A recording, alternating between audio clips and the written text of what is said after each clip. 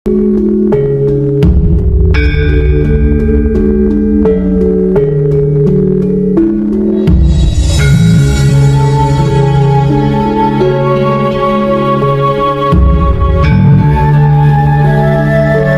kadang dan para sedulur kinasihku sekalian, ketahuilah dengan kesadaranmu yang sadar. Kanjeng Rama sejati Gusti Prabu Heru Cokrosemono yang lebih lugas disebut hidup dan lebih dikenal dengan sebutan Guru Sejati atau Satria Paningit atau Imam Mahdi bersabda. Sabda dawuh yang merupakan inti saripatinya segala ilmu ketuhanan ini memiliki 7 tingkatan yang masing-masing saling terkait bak mata rantai yang tidak bisa dipisahkan. Masing-masing sabdanya sebagai berikut. Sabda pertama atau sabda ke-1 yaitu ananing dat urip atau adanya dat hidup. Sabda kedua adalah wahananing dat urip atau tempatnya dat hidup. Sabda yang ketiga kahananing dat urip atau keadaannya dat hidup. Sabda yang keempat pambukaning tata malige ing dalem betal makmur atau pembukaan tahta dalam Baitul Makmur. Sabda yang kelima pambukaning tata malige ing dalem betal mukaram atau pembukaan tahta dalam Baitul Mukaram. Sabda yang keenam yaitu pambukaning tata malige ing dalem betal mukadas atau pembukaan tahta dalam Baitul Mukadas.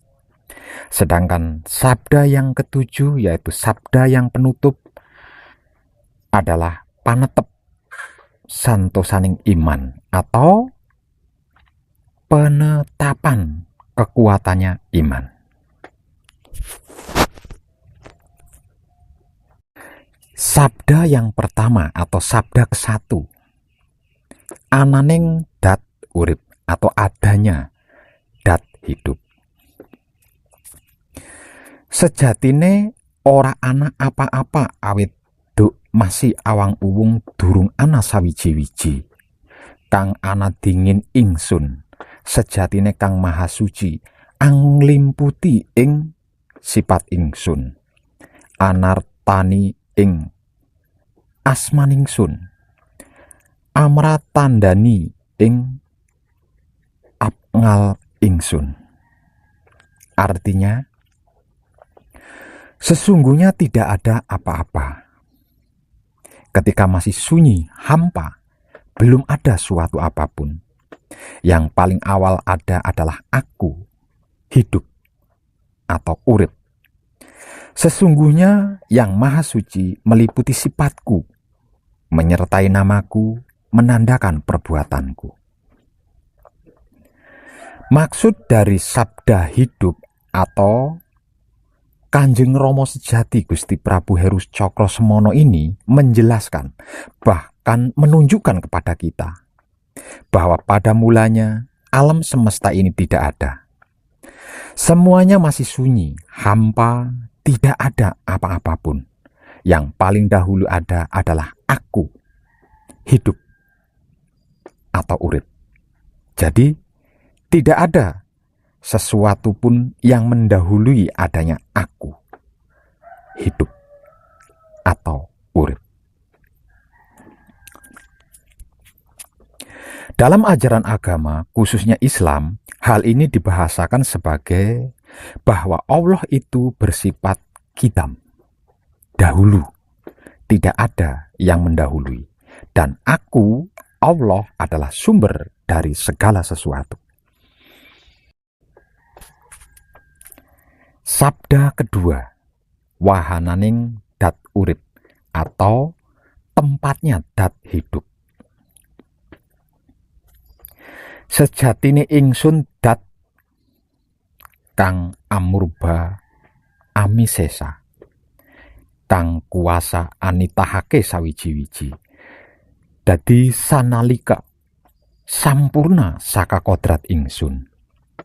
Ing kana wus kanyatan pratandaning afngal ingsun kang minangka bebukaning irodat ingsun, kang dingin ingsun anitahaken kayu aran sajaratul yakin tumuwuh ing sajroning alam ngadam makdum ajali abadi.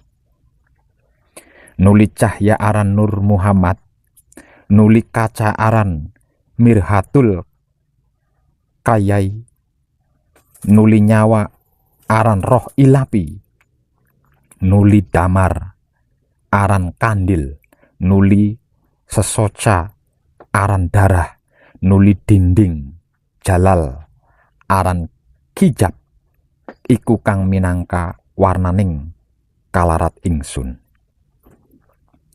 Artinya, sesungguhnya aku, hidup atau urip adalah Dat yang maha kuasa, yang kuasa menciptakan segala sesuatu. Jadi seketika, sempurna berasal dari kuasaku.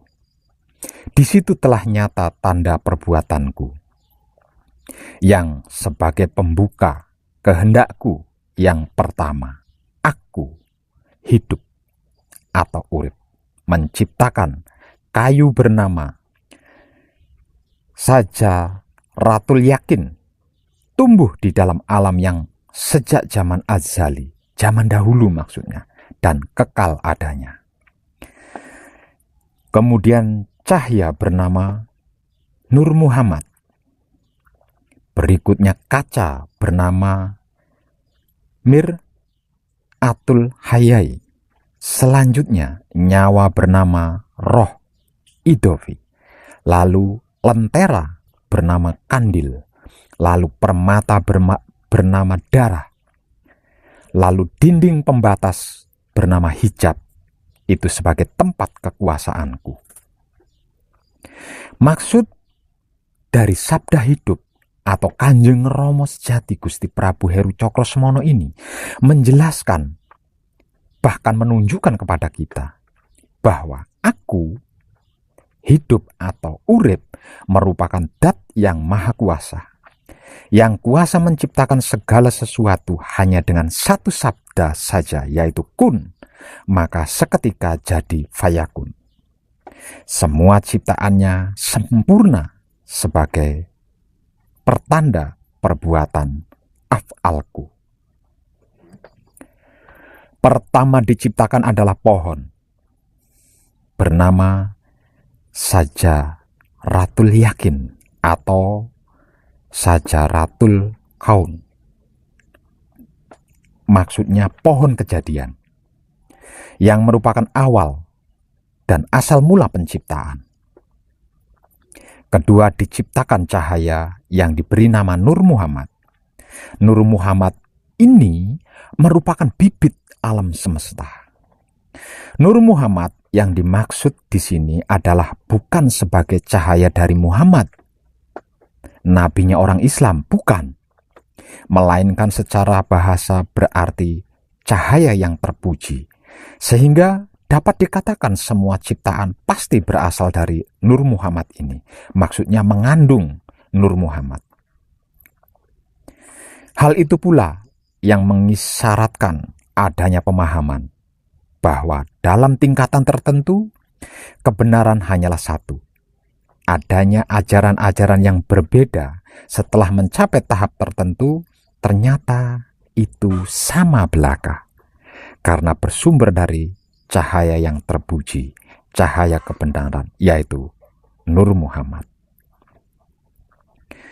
Ketiga, aku, hidup atau urip, menciptakan kaca bernama Miratul Hayai atau cermin kehidupan atau cermin malu. Setelah diciptakannya cermin ini, Nur Muhammad akhirnya dapat melihat wujudnya yang mengakibatkan dirinya bergetar hebat dan berkeringat. Dan dari tetesan keringat inilah makhluk hidup berasal. Keempat, diciptakan nyawa yang diberi nama roh idofi. Kelima, diciptakan lentera yang diberi nama kandil. Keenam, diciptakan permata yang diberi nama darah. Dan ketujuh, diciptakan dinding pembatas antara kehidupan fisik dan non-fisik, antara yang kasar dan yang halus, yang disebut hijab. Sesungguhnya manusia itu rasaku, dan aku hidup atau urip itu rasanya manusia. Karena aku hidup atau urip menciptakan Adam berasal dari 4 perkara, yaitu angin, yaitu air, angin, api, dan bumi.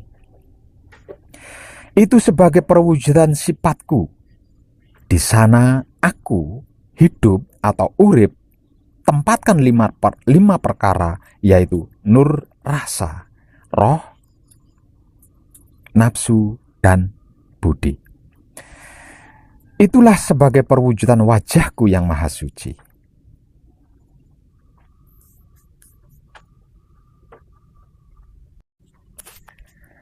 Sabda yang ketiga, kahananing dat urip atau keadaannya dat hidup. Sejatine manungsa iku rasaning sun, lan ingsun iku rasaning manungsa. Kerana ingsun anitahake Adam asal saka anasir 4 perkara, yaiku banyu, angin, geni, lan bumi. Iku kang dadi kawujudaning sifat ingsun. Ing kana ingsun panjingi udah 5 perkara, yaiku nur, rasa, roh, nafsu, lan budi. Ia iku minangka warnaning rupaning sun kang maha suci. Maksud dari sabda hidup atau Kanjeng Rama Sejati Gusti Prabu Heru Cokrosemono yang ketiga ini menjelaskan, bahkan menunjukkan kepada kita bahwa manusia diciptakan sebagai rasa, bukan rasa. Sebab antara rasa dan rasa dalam keilmuan itu berbeda. Dari urip atau hidup dan hidup atau urip itu sebagai rasa dari manusia, bukan rasa. Sebab rasa itu masih termasuk anasir.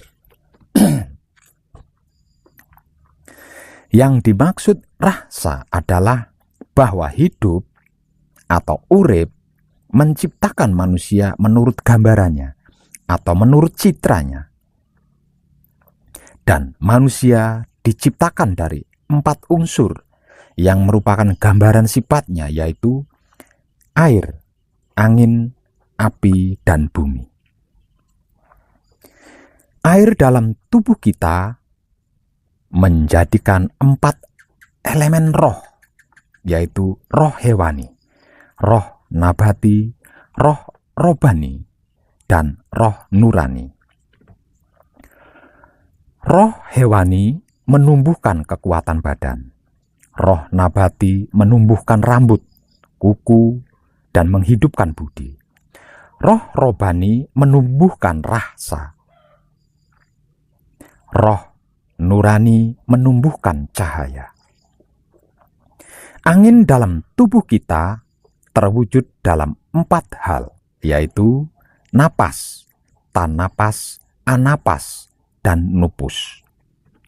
Napas merupakan ikatan badan fisik bertempat di hati, suweti, yaitu jembatan hati, berpintu di lisan. Tan napas merupakan ikatan hati bertempat di pusar, berpintu di hidung. An napas merupakan ikatan ruh, berpintu di telinga. Nupus merupakan ikatan rasa, bertempat di hati puat yang putih, yaitu jembatan jantung, berpintu di mata. Api dalam tubuh kita menjadikan 4 nafsu, yaitu mutmainah, aluamah, amarah, dan supiah. Mutmainah dari air berwatak kesucian dan ketenangan, bersifat membangkitkan kekuatan untuk berpantang, seperti tirakat atau tapa brata misalnya. Aluamah dari angin berwatak suka terhadap makanan, sifatnya membangkitkan kekuatan badan.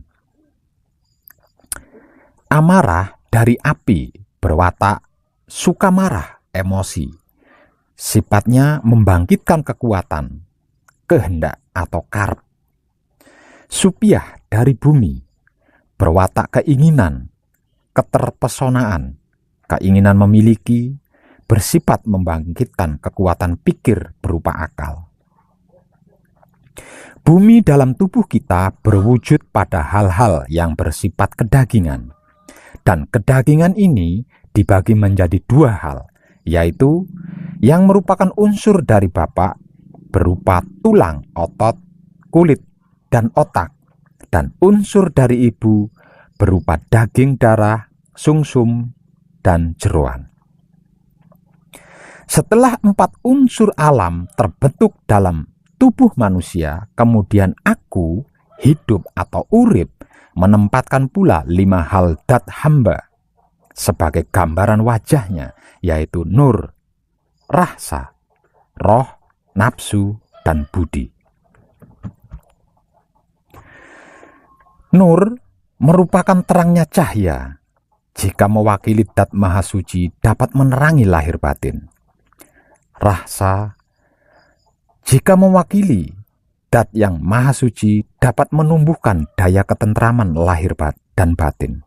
Roh, penglihatan roh jika mewakili dat yang maha suci menjadikan penguasaan yang sempurna.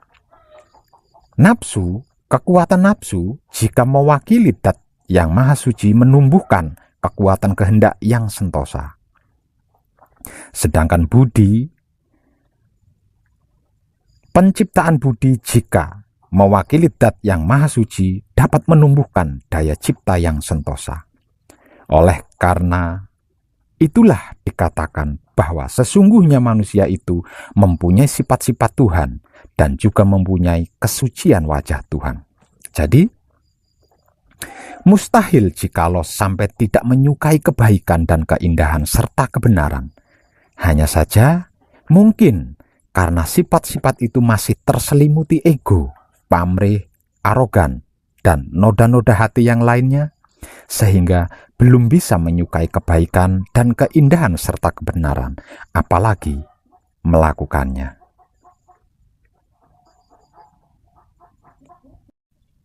Sabda keempat,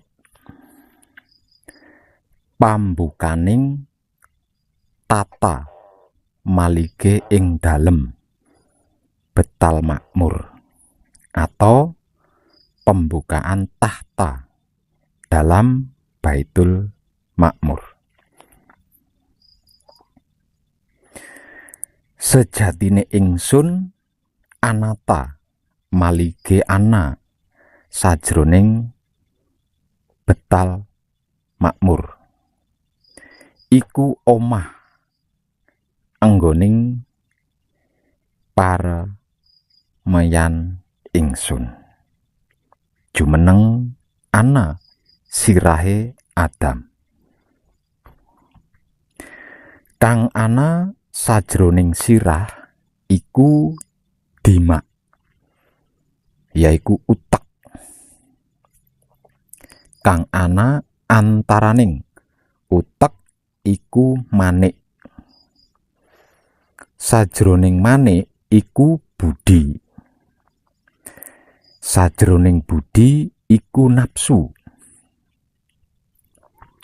sajroning nafsu iku sukma, sajroning sukma iku rahsa, sajroning rahsa iku ingsun. Ora ana pangeran anging ingsun dat kang anglimputi ing kahanan jati. Artinya, sesungguhnya aku hidup atau urip bertahta dalam Baitul Makmur. Itu rumah tempat pestaku, berdiri di dalam kepala Adam. Yang pertama, dalam kepala itu dima atau otak. Yang ada di antara otak itu manik. Di dalam manik itu budi. Di dalam budi itu nafsu.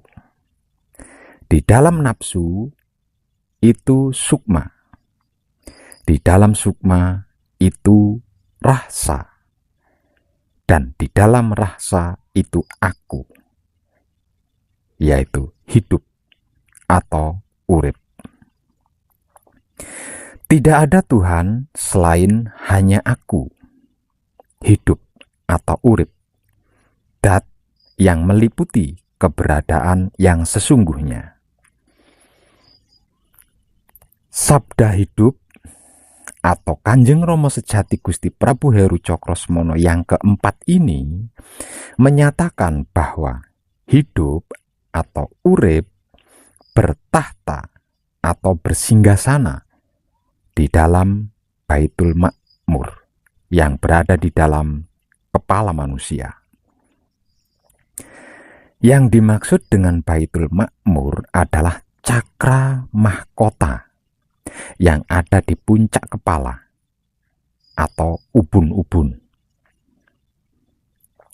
Di dalam kepala manusia terdapat otak. Di antara otak itu sendiri terdapat lapisan-lapisan sebagai berikut. Yang pertama, manik. Di dalam manik terdapat budi. Di dalam budi terdapat nafsu. Di dalam nafsu terdapat sukma. Di dalam sukma terdapat rasa. Dan di dalam rasa terdapat aku, yaitu hidup atau urip. Dan sesungguhnya tidak ada Tuhan selain hanya aku, hidup atau urip, dat yang meliputi segalanya.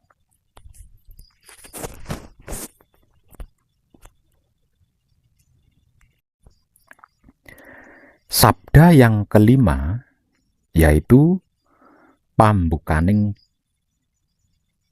tahta malige ing dalem betal mukaram, atau pembukaan tahta dalam Baitul Mukaram.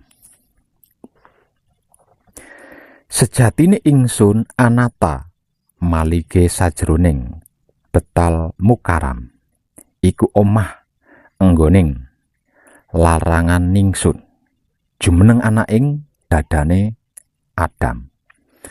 Kang ana sajroning dada iku ati. Kang ana antaraning ati iku jantung. Sajroning jantung iku budi. Sajroning budi iku jinem utawa angen-angen. Sajroning angen-angen iku sukma. Sajroning sukma iku rasa. Sajroning rasa iku ingsun.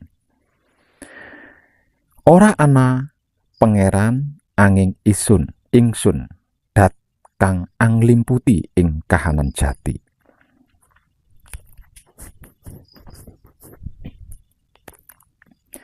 Artinya, aku, hidup atau urip, bertahta dalam Baitul Mukaram. Itu rumah tempat laranganku, berdiri di dalam dada Adam. Yang ada di dalam dada itu hati. Yang ada di antara hati itu jantung. Di dalam jantung itu budi. Di dalam budi itu jinem atau angan-angan. Di dalam angan-angan itu sukma. Di dalam sukma itu rahsa. Dan di dalam rahsa itu aku, hidup atau urip. Tidak ada Tuhan kecuali hanya aku, hidup atau urip, dat yang meliputi keberadaan yang sesungguhnya.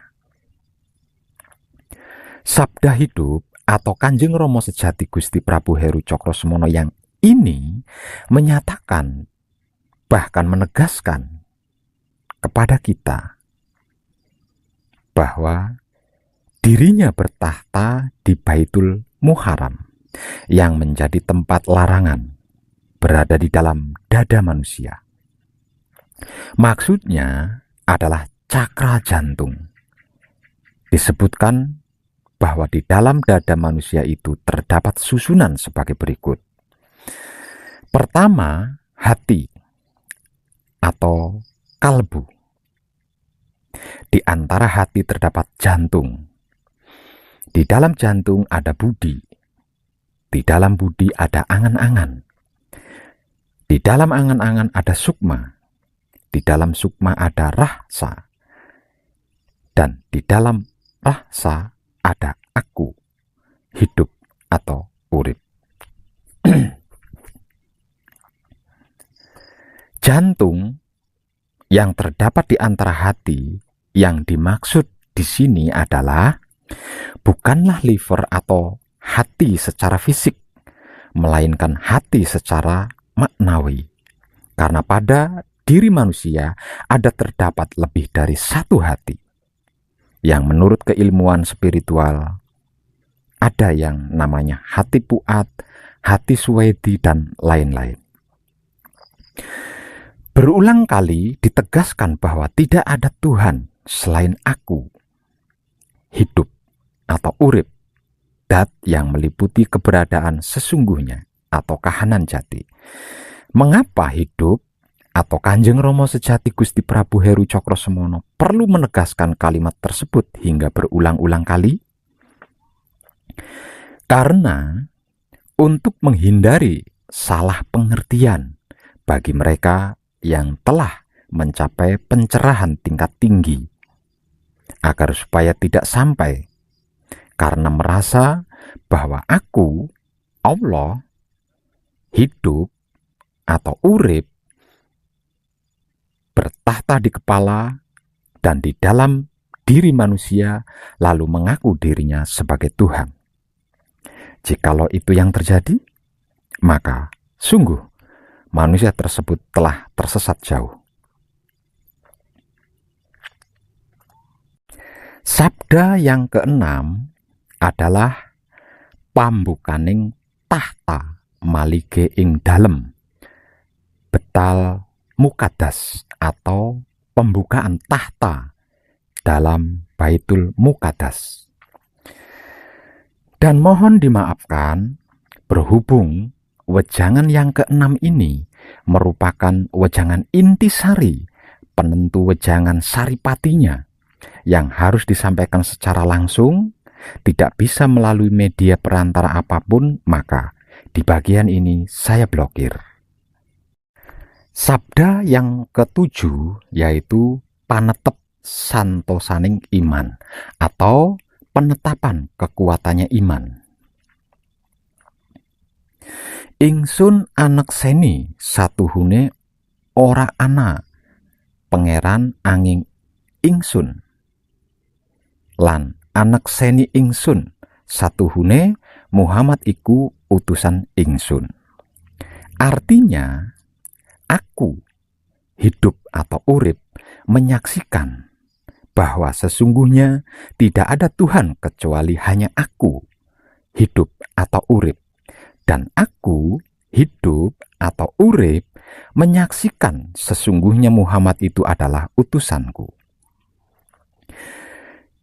Di sabda hidup atau Kanjeng Rama Sejati Gusti Prabu Heru Cokrosemono yang ketujuh ini, yang merupakan sabda terakhir ini, benar-benar ditegaskan senyata-nyatanya dan setegas-tegasnya bahwa aku, hidup atau urip menyatakan kesaksiannya yang ditujukan kepada makhluk ciptaannya, bahwa tidak ada Tuhan yang lain kecuali hanya Dia semata, dan Muhammad adalah rasul atau utusannya.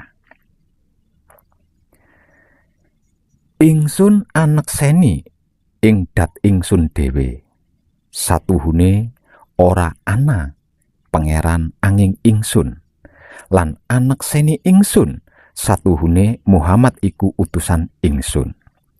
Ia sejatine kang aran Allah iku badan ingsun, rasul iku rahsaningsun, Muhammad iku cahyaningsun. Ia ingsun kang urip tan kena ing pati, ia ingsun kang eling tan kena ing lali, ia ingsun kang langgeng ora kenang wah gingsir ing kahanan jati, ia ingsun kang waskita ora kesamaran ing sawiji-wiji, ia ingsun kang amurba amisesa, kang kuasa wicaksana ora kekurangan ing pakerti, biar sempurna padang terawangan, ora karasa apa-apa, ora ana katon apa-apa, amung ingsun kang anglimputi ing alam kabeh kelawan kodrat ingsun.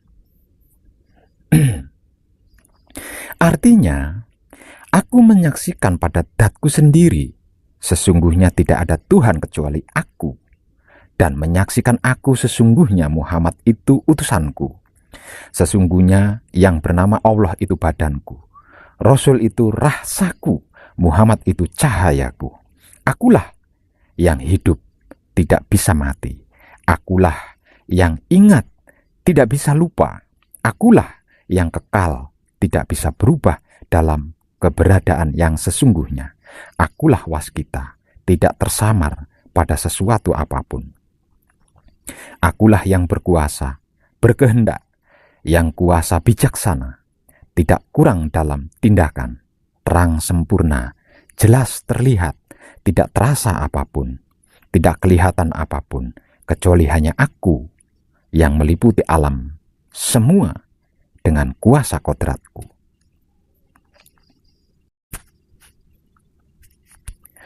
Para kadang dan para sedulur kinasihku sekalian, wejangan 1 hingga wejangan ke-7 merupakan satu rangkaian yang tidak boleh putus, apalagi diputus, sebagaimana bacaan kunci yang harus dibaca hingga 7 kali berturut-turut.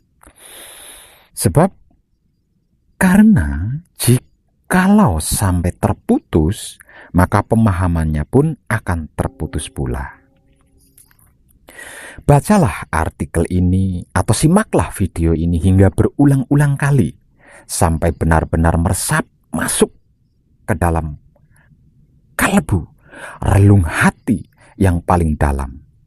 Setelah benar-benar meresap, lalu berjuanglah sekuat upayamu untuk bisa menemui saya secara langsung, guna untuk mendapatkan wejangan ke-6-nya yang merupakan babak penentunya, yaitu pambukaning tahta malige ing dalem Betal Muqaddas, atau pembukaan tahta dalam Baitul Muqaddas, agar supaya bisa menempati sabda hidup yang ke-7-nya, yaitu panetep santosaning iman, atau penetapan kekuatannya iman. Para kadang dan para sedulur kinasihku sekalian, raga itu abdinya sang hidup atau urip, dan itu bersifat baru, dilengkapi panca indera sebagai barang pinjaman. Yang namanya barang pinjaman, bila diminta pemiliknya kembali, menjadi tanah dan membusuk, hancur, dan bersifat najis. Karena sifatnya itu, panca indera tak dapat dipakai sebagai pedoman hidup. Budi, pikiran, angan-angan, satu wujud dengan akal bisa menjadi gila. Budi, pikiran, angan-angan, kesadaran, satu wujud dengan akal bisa menjadi gila, sedih, bingung, lupa, tidur, tidak jujur, dendam, iri hati, fitnah, dengki, sirik terhadap sesama untuk kebahagiaan diri sendiri, menimbulkan kejahatan dan kesombongan, kelembah nista, noda, dan menodai nama baik dan citra. Manusia hidup yang hakiki adalah wujud hak, kemandirian, dan kodrat berdiri dengan sendirinya. Sukma menjelma sebagai hamba, hamba menjelma sebagai sukma. Napas sirna menuju ketiadaan, badan kembali sebagai tanah. Adanya kehidupan itu karena pribadi ditetapkan oleh pribadi, ditetapkan oleh kehendak nyata. Hidup tanpa sukma tiada merasakan sakit atau lelah. Suka duka pun musnah, berdiri sendiri menurut karsanya, hidup atau urip sesuai kehendaknya. Para kadang dan para sedulur kinasiku sekalian, yang harus diikuti oleh tiap seorang manusia adalah petunjuk yang paling baik dari hidupnya sendiri. Hiduplah yang bisa memberikan petunjuk yang paling baik, becik king becik, dan paling benar, benering benar, bagi tiap seorang manusia secara individu atau pribadi. Karena hidup itu yang berasal dari Maha Hidup, yaitu Tuhan yang Maha Esa. Hidup yang meliputi, menggerakkan, dan menguasai alam semesta seisinya. Urip kang ngalim putih, ngobahake lan nguasani jagat raya seisine. Dan hanya hidup yang nantinya kembali kepada Tuhan yang Maha Esa, bukan ke lain selainnya. Hidup yang tahu apa dan bagaimana raganya manusia setiap saat harus berbuat apa selama masih di dunia, agar senantiasa dalam keadaan bahagia sejati atau tentram. Bahagia sejati itu adalah dalam rasa yang kita alami secara sadar, bukan yang dalam hayalan atau bayangan yang berubah-ubah. Kalau kita menjalani kehidupan dan penghidupan di dunia ini mengikuti jalannya hidup, maka kita akan menjalani kehidupan dan penghidupan kita dengan diliputi selalu rasa bahagia yang sejati atau tentram. Selain itu, perjalanan hidup kita tidak akan menyimpang dari lingkaran hidup itu sendiri. Artinya, kita tidak membawa sang hidup untuk menyimpang dari perjalanan yang seharusnya ditempuh, yaitu dari Tuhan, milik Tuhan, lalu berada di dunia dengan raganya, kemudian lepas dari raganya dan langsung bisa kembali ke asalnya, yaitu Tuhan yang Maha Esa, tanpa harus tersesat atau menunggu jutaan tahun. Tidak sedikit manusia yang hidup sekarang ini di zaman yang dikatakan maju, modern, canggih, cerdas, sekalipun terpenuhi segala kebutuhan materialnya, bahkan kebutuhan emosionalnya, tetapi kehilangan rasa bahagianya yang sejati. Paling-paling hanya akan merasakan senang sebentar, lalu hilang, dan berusaha mencari senang lagi, dan terusnya begitu, dan seterusnya begitu terus. Tidak sedikit keluarga-keluarga yang sudah kehilangan keharmonisan, keserasian, kebahagiaan dalam keluarga. Sesuatu yang didambakan setiap orang saat ingin membangun suatu keluarga, semua itu karena manusia melupakan bahwa dalam dirinya ada hidup atau roh soulnya. Tanpa hidup, segala yang ada tidak berarti dan tidak punya nilai lagi. Sekalipun manusia merasa masih ingin dan bahkan berusaha melakukan hubungan dengan Tuhannya, tetapi dalam segala tindakannya terlepas dari hubungan itu. Semua tindakannya didasarkan hanya atas dasar akal pikirannya sendiri, atas dasar apa yang dianggapnya baik dan benar. Tidak mau tahu apa yang sebenarnya baik dan benar bagi dirinya menurut Tuhannya. Dengan menjalani laku murni menuju suci, kinantenan sarwa mijil, semua akan selalu diberi petunjuk, diberitahu apa yang baik dan benar untuk dilakukan dirinya setiap saat. Yang memberitahu adalah hidupnya sendiri, karena hiduplah yang bisa menangkap kehendak Tuhan setiap saatnya. Bagi yang merasa tidak cocok dengan tulisan dan video saya ini, janganlah diingat lagi dan anggap saja tidak pernah membaca tulisan saya atau melihat video saya ini. Bagi yang merasa cocok, silahkan. Kalau mau digunakan, carilah artikel saya di Google yang berjudul Petunjuk dan Bimbingan Spiritual Hakikat Hidup dalam Laku Murni Menuju Suci, Kunci The Power. Level 1 untuk menjaga hati, dan level 2 untuk membersihkan hati, serta level 3 untuk membuka hati. Lalu copy paste ketiga level bimbingan itu dan di print. Kemudian dijilid seperti halnya buku, agar supaya lebih mudah membacanya. Kemudian pelajarilah dengan seksama. Kalau sudah mengerti dan memahami, segera praktekkan selagi masih ada kesempatan waktu untuk bertobat dan beriman. Sebab karena hanya laku murni menuju suci saja, yaitu mengibadahkan wahyu pancagaib dengan menggunakan wahyu pancalaku yang bisa lakukan kesempurnaan sangkan paraning dumadi atau inna lillahi wa inna ilahi rojiun ini.